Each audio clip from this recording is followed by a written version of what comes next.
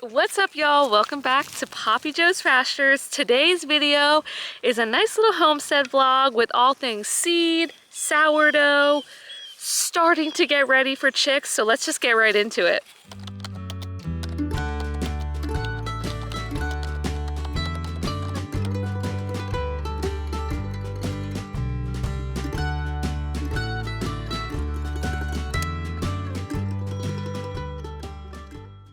So today's after work task is giving my cabbage a new home. So I put them all in these little pots.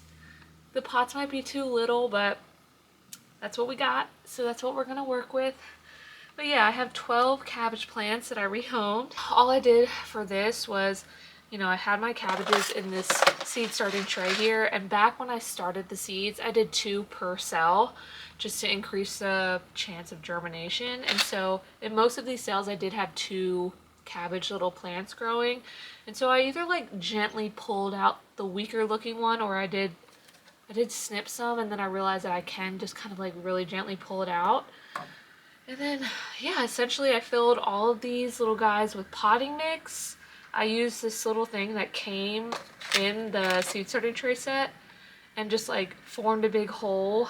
And then I also used it to like gently dig out the little cabbage starts. I planted them in their little home.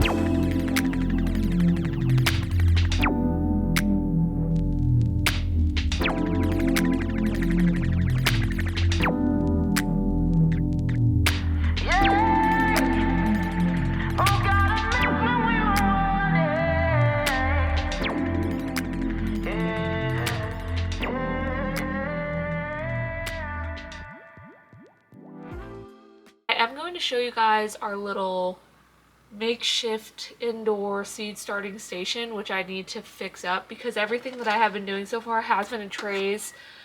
The one tray that I have with the tomatoes and peppers has a dome with the lights on it, and then with this one, when I took the dome off for the cabbage, I just taped the lights that came with the dome to the top of like this bookshelf that they were underneath. And for this now, with these little pots, I'm going to need to come up with something a little bit better, and I have different lights that I'm going to use so that then tomorrow I can use this seed starting tray to start more seeds with the dome and the lights.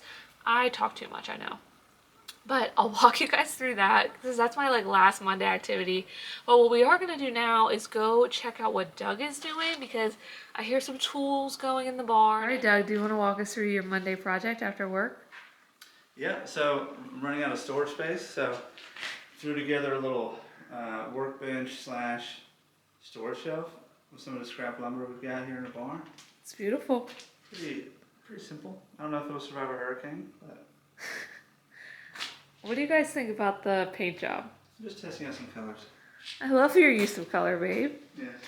But honestly, great job. Great throw together. Great resourcefulness. I'm very impressed. And gotta say, babe, it's pretty messy in here. Not feeling. Doug's pretty anal about it in here and outside. I care about the house, and Doug cares about the outside. Sometimes I'll like leave my gardening materials in the middle of the lawn, and Doug gets kind of upset with me. Now we are in our seed starting room, which is just a random closet in our house. And I have my lights, and I don't know why I'm whispering. I have lights, and I don't know, I need to make something happen on these shelves.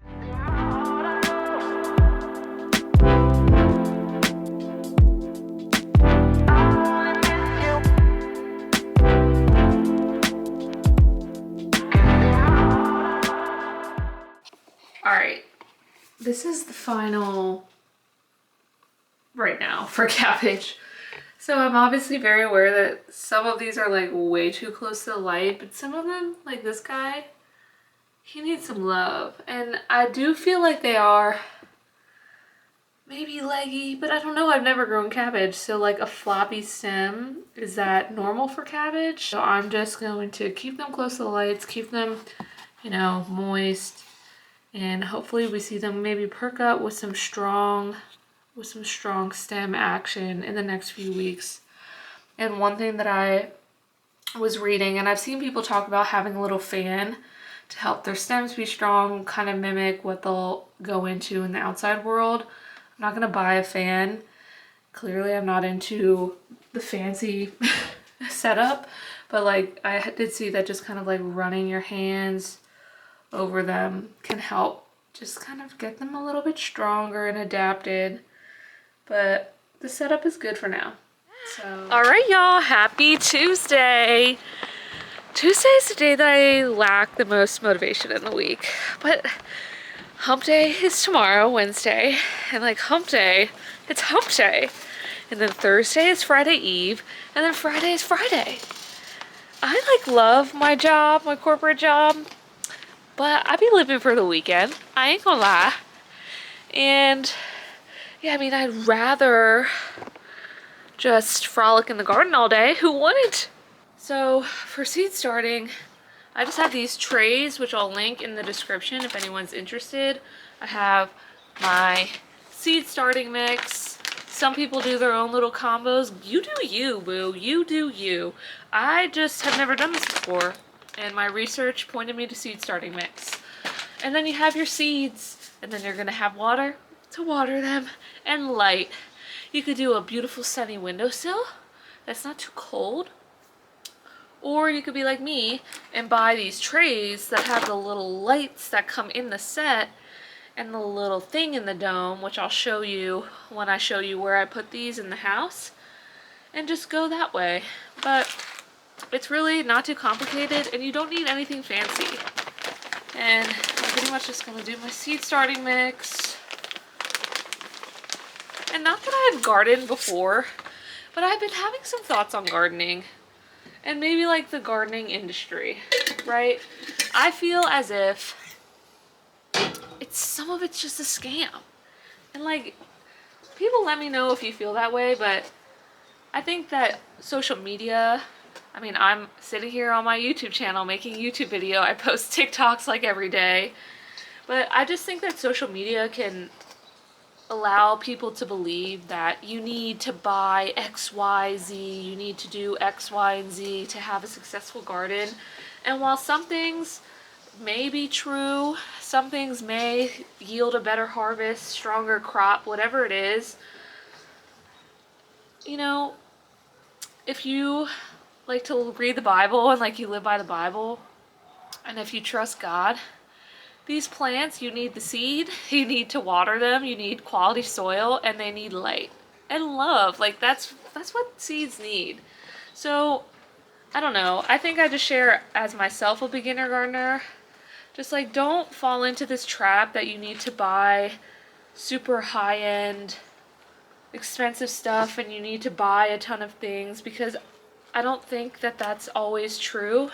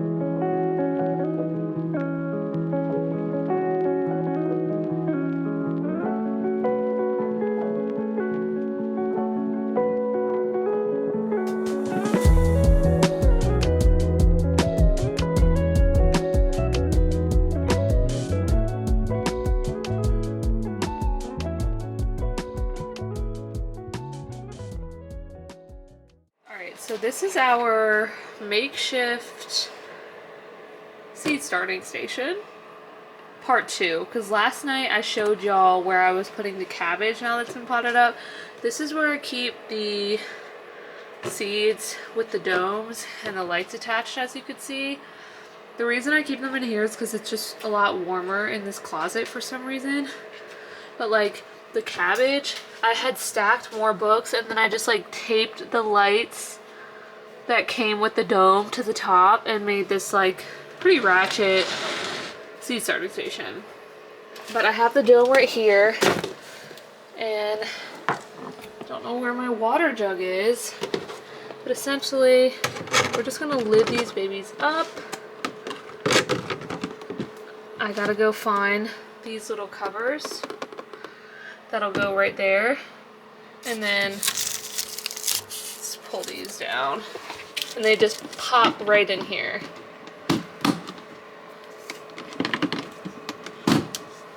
But yeah, now I have my 2 trays of some herbs, peppers, and tomatoes. I want to show y'all these tomatoes. So my tomatoes have sprouted or germinated, but you know, the peppers are still nesting, or whatever you want to call it. They're still waiting to show me their loving and life. But yeah, that's seed station number 2. All right, y'all, one thing that I did not mention last week in our garden video, which I wish that I mentioned, was our compost pile. So I'm adding some more scraps to it today. But essentially, we're right off our house here, and we have 2 little piles going. No fancy equipment, no compost bin. Literally have not spent $1 on this compost besides the $5 mini trash can with a lid that I got from TJ Maxx that we keep on our counter in the kitchen just to collect scraps throughout the week. But yeah, I mean, we've added kitchen scraps, we've added leaves, water shield from the pond, grass clippings.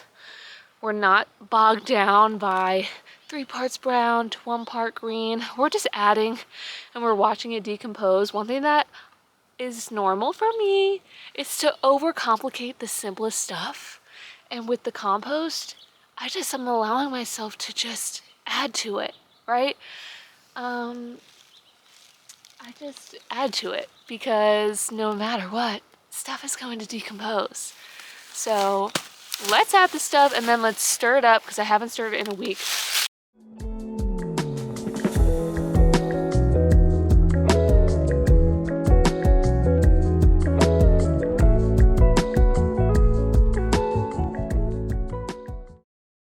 As you just saw, I don't know where the shovel is, so I'm using a stick.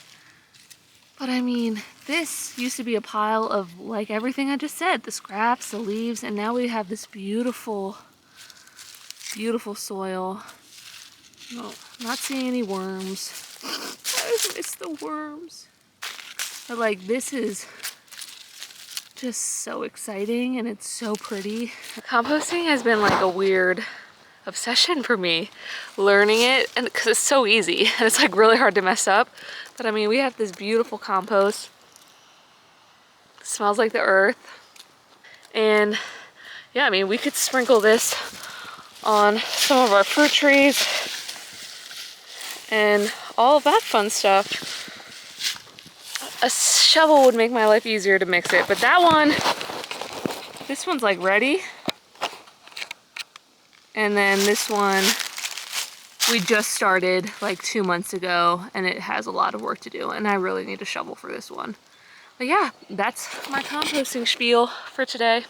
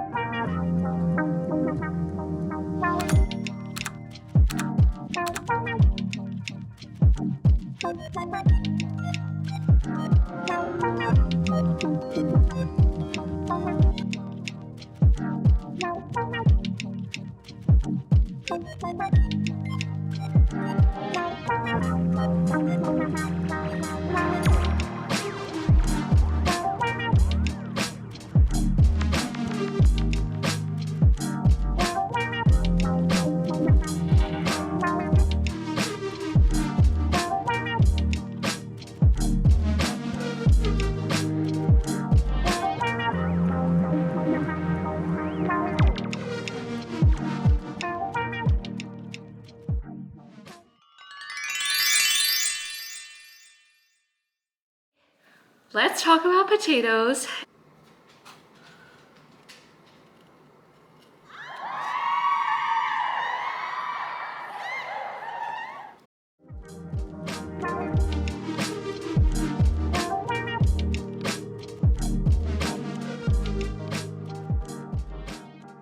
And what I did to get ready to plant potatoes, which we're literally planting in a few hours here.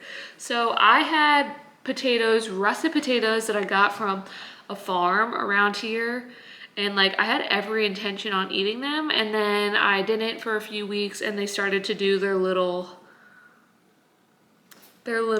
eye spore bud thing, right? And then I was like, well, I want to grow potatoes, so how do you grow potatoes? And so I did my research, and essentially you can take potatoes literally from the grocery store, like white, Yukon Gold, red potatoes. You can just let them sit out on your counter, or I put them just in a brown paper bag in our pantry after a while, and let them form these eyes. These eyes be crazy. Like, this is crazy. And then all I literally did, I had maybe what, four or five potatoes that were doing that. All I literally did was cut the potato in a way that each cut will have at least one eye. And the eye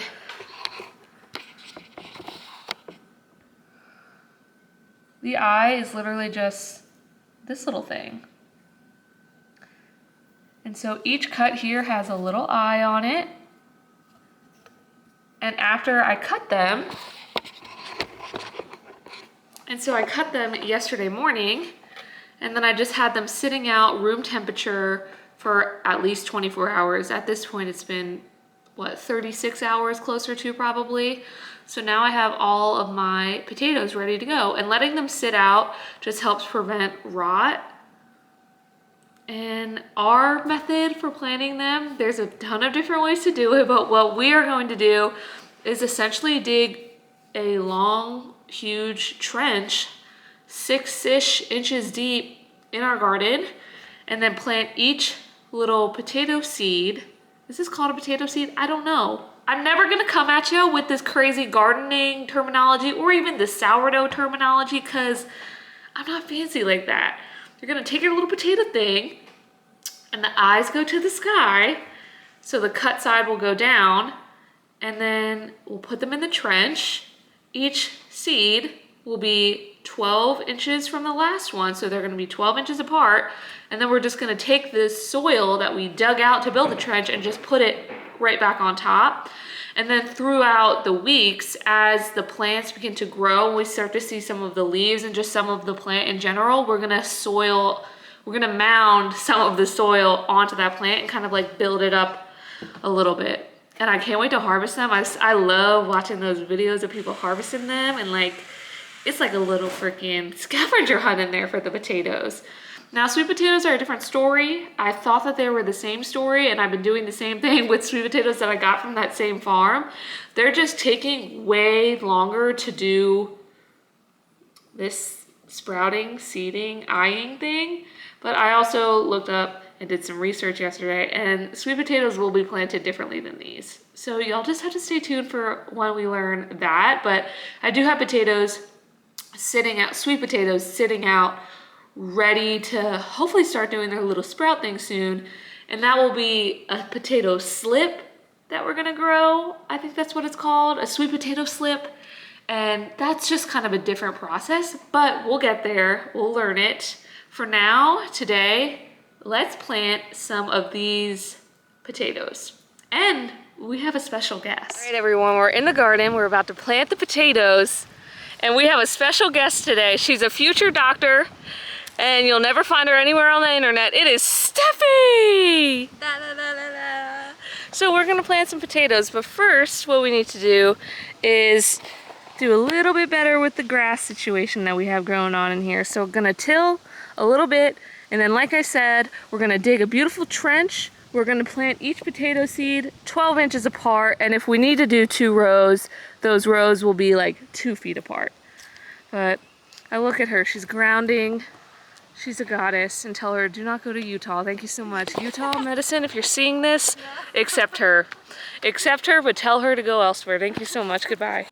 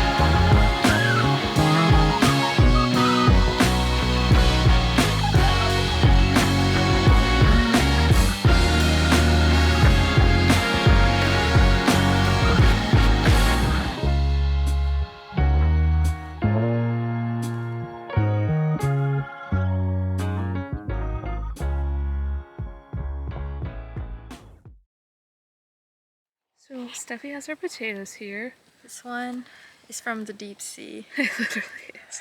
The mysterious caverns. Jesus. Look at this. I know, that one like scares me. I love it though. It has like an afro. Yeah. And we have, I love that. Anyone with these purples, like, they make me excited. They're gonna do great. I really think that they will. This one's like climb. That to one's the next skies. level. That's like a next level one. But anywho, we have our trench dug. I'd say it's about 6 inches.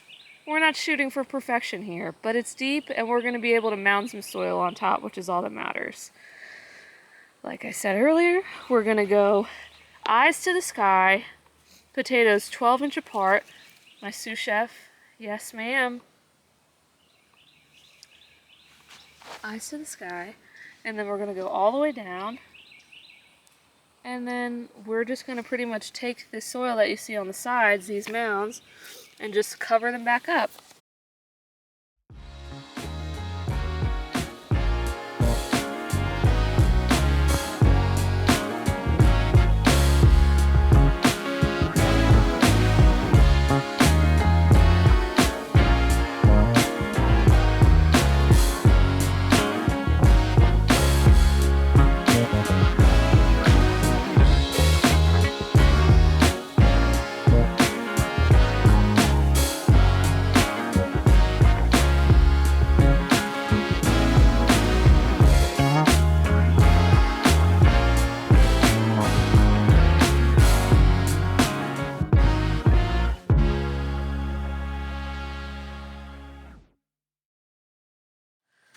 All right. Sorry, guys. She's recording. Please keep quiet on set. Sorry. All right, y'all. Potatoes are planted, and Doug has been working on our chicken quarters. What are we calling this? Playground? Chicken playground. I like that. It's their So- chicken pasture. Yes, we do have a huge pasture that they could technically free range in, but then they would become dinner and breakfast and lunch for the hawks, which we would obviously not prefer. So Doug, do you want to talk about what you've done so far? He doesn't like talking. So far, I've dug the holes for the fence post. We got to make a little trench to bury the wire so stuff can't dig under it. And then we'll put up wire fence and then chicken fence around it. Nice. Chicken wire. Yeah. Love it. And just real quickly, as a reminder, our chicken coop is in our horse stall, which have to do the automatic door from the stall to this little run that he had made. The gate would be open and they'd have this little space to just frolic and forage. And still though, we would hope that on weekends where we're doing work outside in here, or just work outside in general, we could let them party out here, and hopefully the hawks wouldn't be that bold. Y'all, that's it for this week's video. Thank y'all so much for watching. Next week, next Sunday, we're gonna get y'all all into our process of seeding the pastures, maintaining the pastures, how to change some of the attachments in our TYM tractor, and why we love our TYM tractor. So we'll catch y'all next Sunday for that video. Subscribe below, let us know if you like this video, and follow us on Instagram and TikTok, and check out our website. Woohoo!